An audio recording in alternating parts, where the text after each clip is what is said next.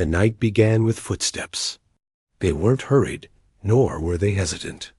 They carried a rhythm that told her something terrifying. Whoever followed her knew exactly what they wanted. Anna clutched her baby tighter against her chest, his small breath muffled beneath the worn blanket. The air was sharp with cold, but it wasn't the winter that made her shiver. It was the certainty that if she stopped, even for a second, he would catch up. She had left everything behind in minutes. A slammed door, a broken glass, the echo of a voice that once promised love, now cutting her with threats. She hadn't even managed shoes for the baby, just the tiny socks already damp from the frost outside. Her 2 older children ran at her sides, breathless, their small hands clutching the ends of her coat as if she were the last rope keeping them from drowning. She didn't dare look back. Looking back meant slowing down. Slowing down meant being seen. The footsteps stopped. Silence pressed in, thick and heavy. Her heart pounded against her ribs, so violently she thought the sound would give her away.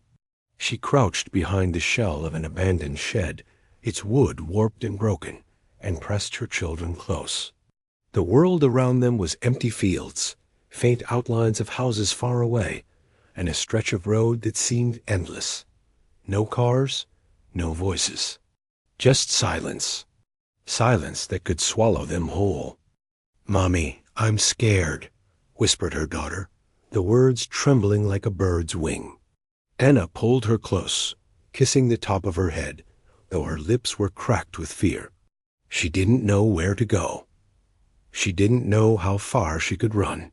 All she knew was she could never return. It had been years of promises, apologies, cycles of fear. Tonight, the cycle ended. Not because she had planned it, but because she knew if she stayed, her children wouldn't live to see the morning. That knowledge gave her strength, even as exhaustion clawed at her body. She waited until the night swallowed the sound of footsteps, then rose and kept walking. One road, then another. The baby whimpered, hungry and cold, and her daughter shushed him, though her own stomach growled with emptiness. Anna had no bag, no money, no plan. Only a raw instinct. Keep moving forward no matter what. Hours passed. Her feet blistered. Her children stumbled but kept going, too frightened to complain. She searched for light, for safety, for anything that wasn't this endless stretch of nowhere. When the outline of a small building appeared in the distance, a shack, maybe, or an old caretaker's cottage, she knew it wasn't much. But it was something, shelter, a chance to stop and breathe. Inside, the air smelled of dust and wood long abandoned. But it was warmer than the wind, and the walls gave her the illusion of safety. She settled the children into a corner, wrapping them together in the blanket. Their eyes closed almost instantly, exhaustion heavier than fear. Anna sat awake, her back against the wall, every creak of the old boards tightening her chest. She couldn't sleep. She couldn't stop. She couldn't let herself imagine what would happen if he found them. It was in that silence she heard another sound. Not footsteps this time, but the creak of a door opening. Her whole body froze. She pulled the baby into her arms, shielding the other 2 with her body. Her throat burned with the scream she swallowed down. A figure stood in the doorway. Tall, broad-shouldered, a silhouette cut by the weak moonlight. His clothes were worn, his hair disheveled, his stance strangely heavy, as if he carried the weight of years on his back. He didn't move closer, only watched. "Please," Anna whispered before she could stop herself. "Please don't." The figure raised his hands slowly, palms open, showing no weapon. His voice, when it came, was rough with disuse, low and careful. "You're not supposed to be here. This place. It isn't safe." Tears stung Anna's eyes. "We have nowhere else." He stepped inside, closing the door softly behind him. His gaze shifted to the children, then back to her. Something softened in his expression, though it was wrapped in layers of caution. "They're cold and hungry," Anna bit her lip, nodding. She didn't want pity. She wanted protection, but asking for it felt impossible. Trusting was a luxury she could no longer afford. Yet there was something about him, an exhaustion that mirrored her own, a kind of brokenness that made her wonder if he, too, had once been hunted by shadows. He moved slowly, as though afraid any sudden action might break the fragile air. He pulled an old blanket from a corner and laid it closer to the children. "Let them rest," he murmured. Anna studied him. His hands, though calloused, were once the hands of someone who carried power. His voice held echoes of a man used to giving orders, though now it carried only weariness. She didn't know who he was, but she sensed he had not always lived here, alone in this forgotten place. "Who are you?" she asked, her voice low but steady. For a long moment he didn't answer. Then, with a sigh that sounded like the release of years, he said, "Once I was someone important. A man with influence, money, control. I had everything people kill for, and I lost it. Or maybe I let it go. Doesn't matter anymore. Now I'm just no one." His eyes lingered on hers, and she realized he meant every word. This man was a ghost of another life, a life tied to the very kind of power that had nearly destroyed her. And yet, standing before her, he wasn't a threat. He was an exile. "Why are you here?" she asked. He shrugged, looking around the empty shack. "Because I couldn't be anywhere else. Because silence is better than the noise I left behind. Because I'm safer when I'm invisible." Anna's chest tightened. Invisible. That word struck deep. She, too, had tried to disappear. She, too, had prayed for invisibility while enduring the rage of a man who saw her as possession instead of partner. In this stranger, she saw a reflection damaged, weary, but still standing. The baby stirred, crying softly. Without hesitation, the man crouched down, his movements surprisingly gentle for his size. "He's hungry," he said, almost apologetically. "There's food, not much, but it'll do." Anna's eyes widened. "You have food?" He nodded. "Come with me." She hesitated. Fear wrapped around her ribs. Following him meant trust, and trust was dangerous. But staying meant starvation. And in his eyes, though shadowed with sorrow, she saw no malice. Only a weary kind of kindness. She rose, holding her baby, and followed him into the adjoining room. A small stash of canned goods sat in a crate, dust covering the labels. He handed her one, along with a battered opener. "Eat," he said softly. Anna's hands shook as she opened the can. She hadn't realized how close to collapse she'd been until that moment. Tears blurred her vision as she fed her children, their small hands grasping greedily at the food. Relief and guilt battled inside her chest. Relief that they had something. Guilt that it had come from a stranger when she should have provided for them. A man stood back, watching silently, as though protecting her without saying it aloud. For the first time that night, Anna allowed herself to breathe. The food gave them strength, but not safety. Anna knew that. The night was still alive outside, and danger had not vanished just because they had found a wall to lean against. She sat close to her children, brushing crumbs from their lips, while the stranger returned to the far corner and lowered himself into a chair that creaked under his weight. He did not ask her story. He didn't need to. Her eyes and trembling hands told it clearly enough. For a long time, silence stretched between them, heavy yet not hostile. Finally, Anna whispered, "He'll come for us. He always does. He doesn't let go." The man's gaze flickered toward her, the shadows in his eyes deepening. "Men like that rarely do," he said. "They mistake control for love, power for care, and when you try to take that away—" He shook his head. "They don't forgive." Anna swallowed hard. She hadn't expected understanding from him. Most people dismissed her pain, told her to endure, to be patient, to try harder. But this man didn't offer excuses for her oppressor. He named the truth she lived with. "Why do you know that?" she asked. He leaned back, exhaling slowly. "Because I used to be him." Or close enough. Her breath caught. She almost rose to her feet, clutching her children closer. But his voice didn't hold pride. It was a confession, raw and unvarnished. "I was a CEO once," he continued, his eyes fixed on the cracked floorboards. "I had an empire.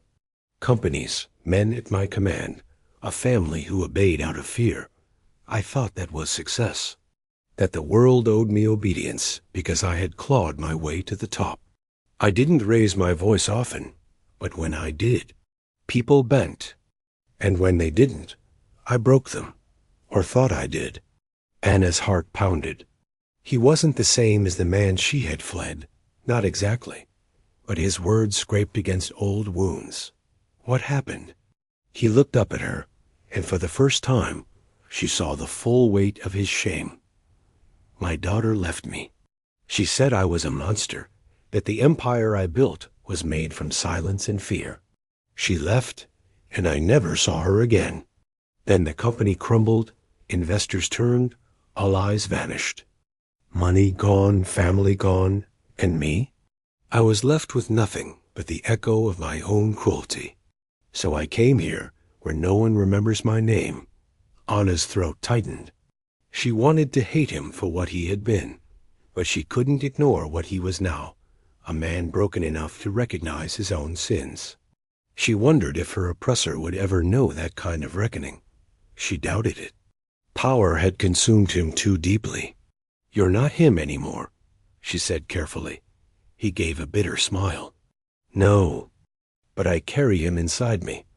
That's why I keep to myself.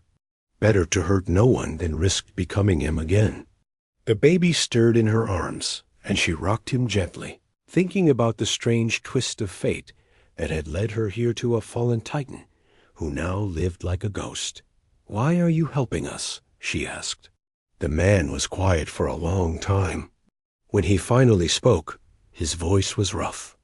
"Because once I watched people suffer under my roof and convinced myself it was strength. Now I can't watch without doing something. Maybe it's redemption. Maybe it's selfish. Maybe I just don't want to die with no trace of good left in me." Anna studied him. His honesty unsettled her, but it also steadied her. He wasn't pretending to be a savior. He wasn't offering false promises. He was simply a man trying, in his own fractured way, to undo what couldn't be undone. The hours bled into morning. Pale light crept through the broken boards, painting everything in shades of gray. Anna's children stirred, their eyes swollen from exhaustion, but a little brighter with food in their bellies. "We should go," Anna whispered to them, though the words cut her in half. Staying felt dangerous, but leaving meant returning to the unknown, with no shelter, no food, no protection. Before she could rise, the man spoke. "He'll find you if you keep moving blind. You need someone who knows how to stay hidden." Anna froze. "Then do you know how?" He nodded. "I know the kind of men who chase you. I used to be them. I know how they think, where they look, what they ignore. Alone, you'll be caught. With me, you have a chance." Her instincts screamed against it. Trusting had nearly killed her before. But the truth was undeniable. She couldn't do this alone. She had children to protect. And this man, for all his shadows, offered something no one else could knowledge of the enemy's mind. "Why would you risk yourself for us?" she asked. He looked at her children, then back at her.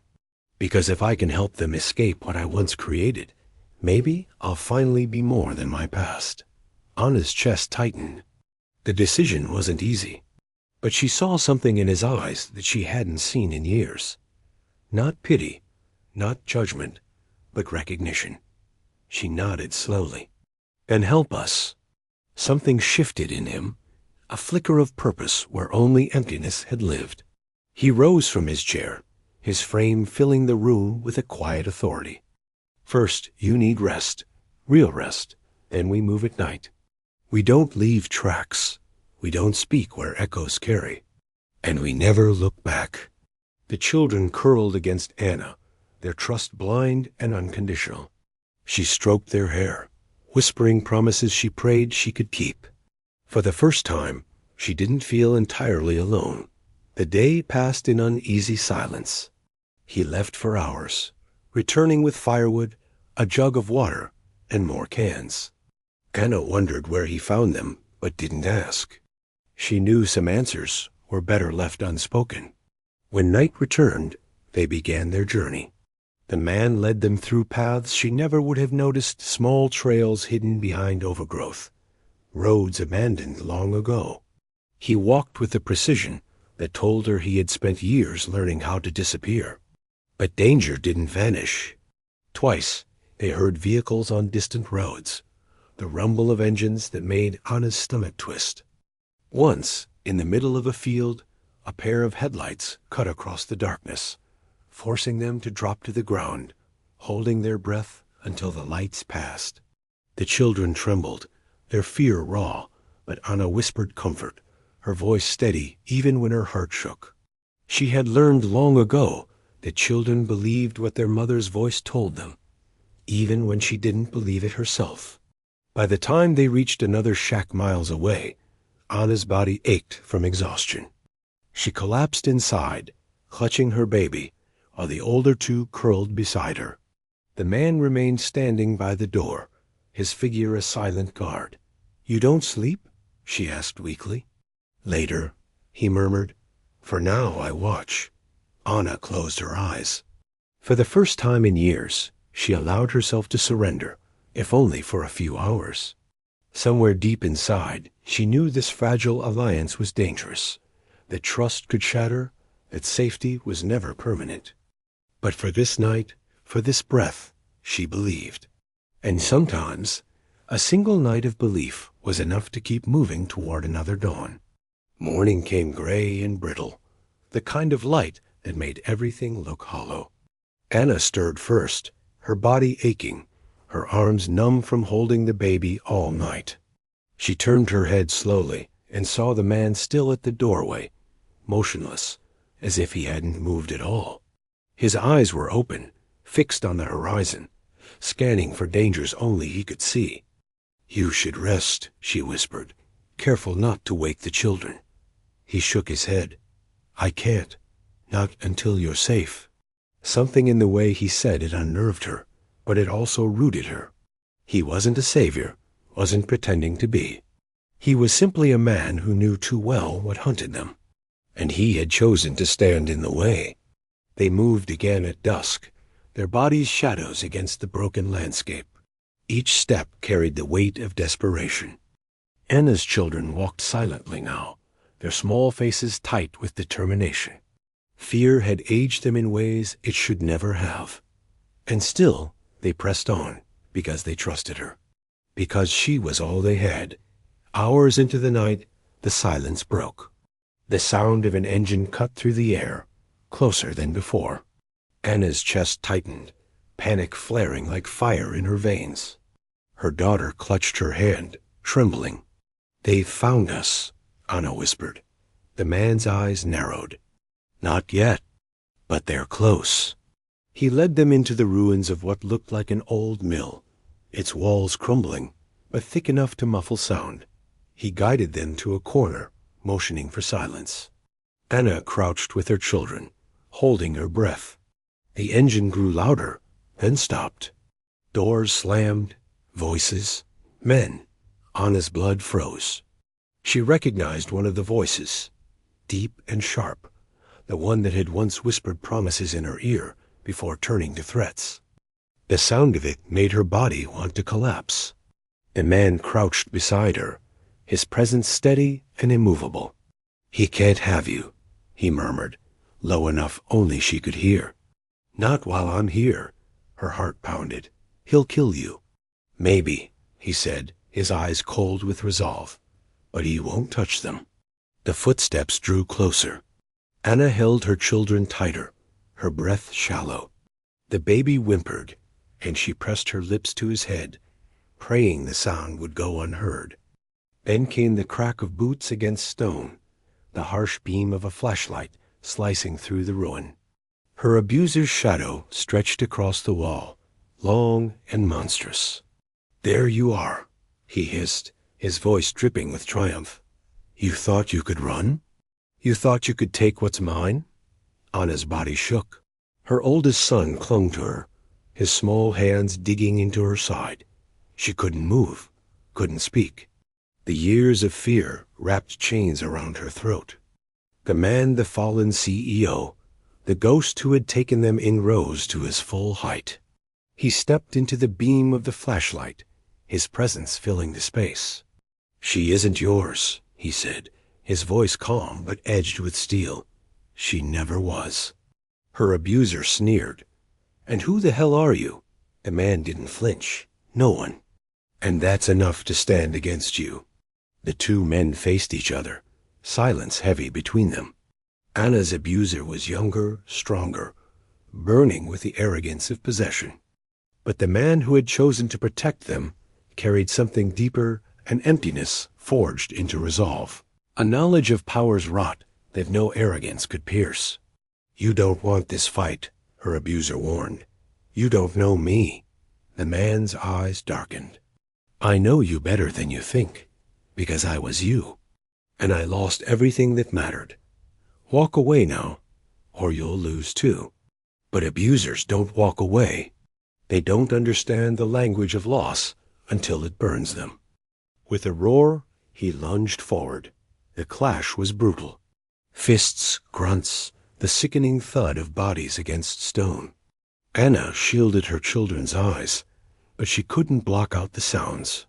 The man fought with a ferocity that startled her, not the ferocity of anger, but of protection. Every strike carried the weight of a vow. Not again, not to them. Her abuser was relentless, younger, fueled by rage, but rage is blind. The man who fought for them was not blind anymore. He knew his strength, his limits, his purpose. He endured every blow with the patience of someone who had nothing left to lose but his promise. At last, he pinned the abuser against the crumbling wall, his hand at his throat. His voice was ragged, filled with years of regret and clarity. "This ends tonight," he growled. "You will not touch them again. If you follow, if you hunt, if you even breathe their names, I will be the shadow that ends you. Do you understand?" The abuser spat, his face red with fury. But fear flickered in his eyes for the first time. Anna rose then, her body trembling but her voice steady. "You don't own me. You never did. And if you try again, you'll find I am not the woman you broke. I am the woman who walked away." Her words cut sharper than any fist. For the first time she saw him falter, the power slipping from his grasp. He shoved free, staggering, muttering threats that rang hollow. Then he fled into the night, his engine roaring as it carried him away. Silence returned, broken only by the sound of Anna's sobs. She pressed her children close, her body shaking with release. The man staggered, blood on his lip, his hands trembling. "You're safe now," he murmured, though his eyes held no triumph. Only exhaustion. Anna met his gaze. "You saved us." He shook his head. "You saved yourself. I only stood beside you." They left the mill before dawn, walking until their legs could carry them no further. When they found a small cabin deep in the woods, abandoned but intact, they knew it was enough. Not a palace, not a fortress, but enough. Days turned into weeks. Slowly, they built something fragile but real. The man repaired the roof, taught the children how to set traps for rabbits, fetched water from the stream. Anna tended to her baby, planted seeds in this small patch of soil, mended clothes from scraps. It wasn't easy. The nights were long, haunted by fear that the past would return. But slowly, trust grew between them. Not the blind trust of desperation, but the hard-earned trust of survival. The man never called himself their protector, but his presence became their anchor. He laughed for the first time when Anna's daughter offered him a wildflower. He wept quietly one night when Anna told him he was more father to her children than anyone else had ever been. And Anna, who had once believed her life was nothing but escape, found herself dreaming again, not of riches, not of safety in the hands of others, but of a life built from scars and resilience. The cabin became more than shelter. It became a home. And though the past lingered in their memories, it no longer defined them. They were no longer fugitives, no longer shadows running from fear. They were a family stitched together not by blood or law, but by choice, by the decision to protect, to endure, to begin again. Anna often wondered what the future would bring. But each night, as she lay with her children safe beside her, as the man kept quiet watch by the door, she knew this. They had survived. They had chosen life over chains. And in that choice, they had found something greater than escape. They had found rebirth.